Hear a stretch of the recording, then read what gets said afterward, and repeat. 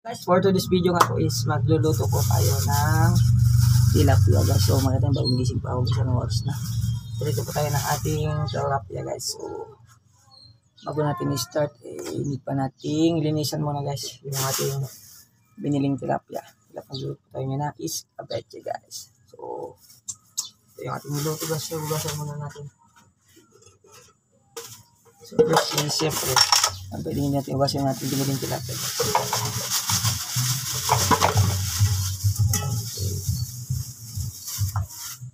So, ito po yung ating tilapia guys. Tignan nyo, kamukha ko. Ayan. So, ito yung ating tilapia guys. So, hugasan muna natin. We need to clean first their ating ulam guys para malinis. Ayan.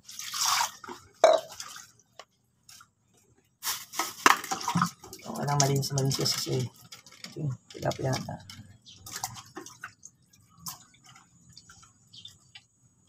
Prito lang muna natin ito yung ating sauce. So, kailangan matanggal yung ating lansa guys. May mga, so pag bumibili sa palengke, pag anong malinis. May mga naiwan-iwan pa ng mga asang tulad na ito guys. O may asang pa. Medyo malinis sa atin, siyempre kakainin natin yan. Pwede nating malinis na maayos.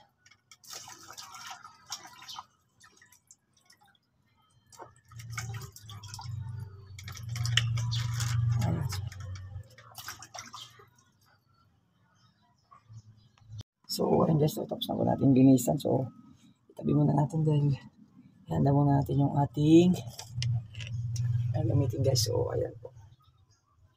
Itabi muna natin yung ating puerto guys. So,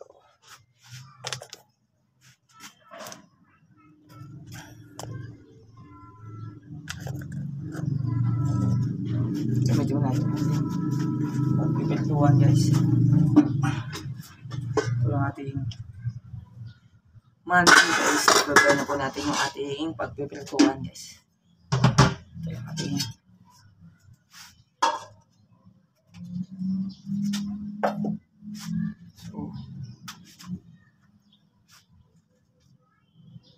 So, prepare lang natin guys. Wait lang po. So, prepare na po yung ating mantika guys. So, makita nyo guys. So, need lang natin ng painitin na maayos para hindi po didikit yung ating luluto yung tilapia guys. Medyo mahal po yung process ko guys. So, painitin lang natin maayos yung ating mantika.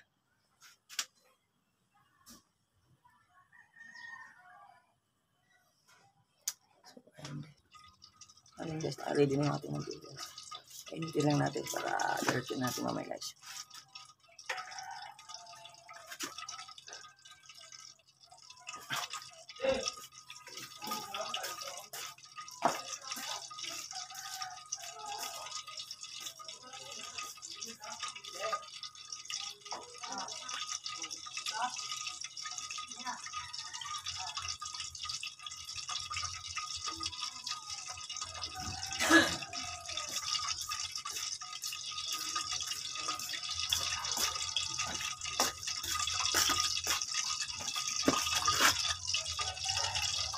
Yung mantika guys para yan yung ating tilapia guys.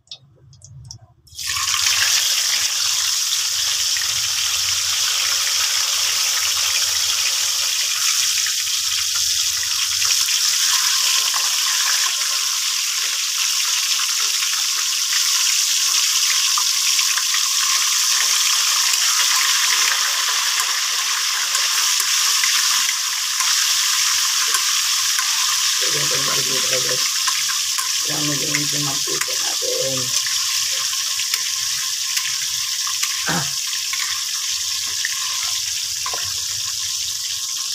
Ayan dito sa dito.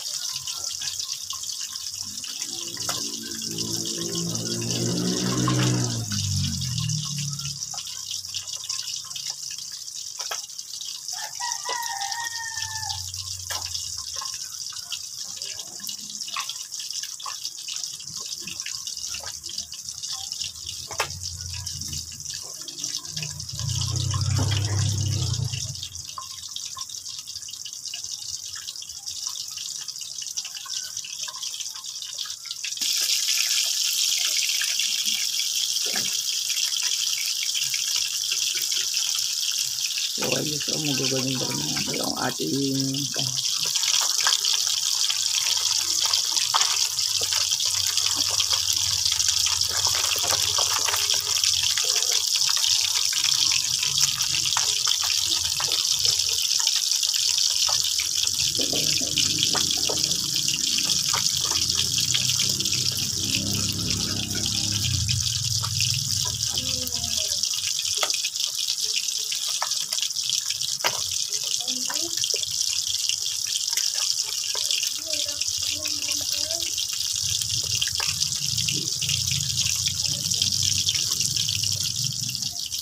so yun ka natin sa maging golden brown. Pakinggan na lang ito yung ating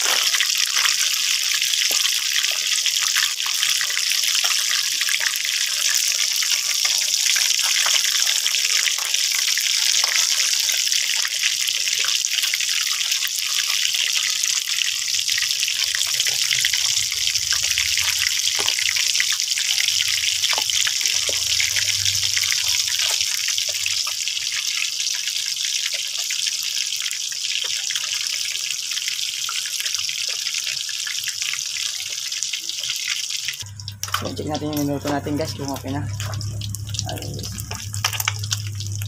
So the golden brown is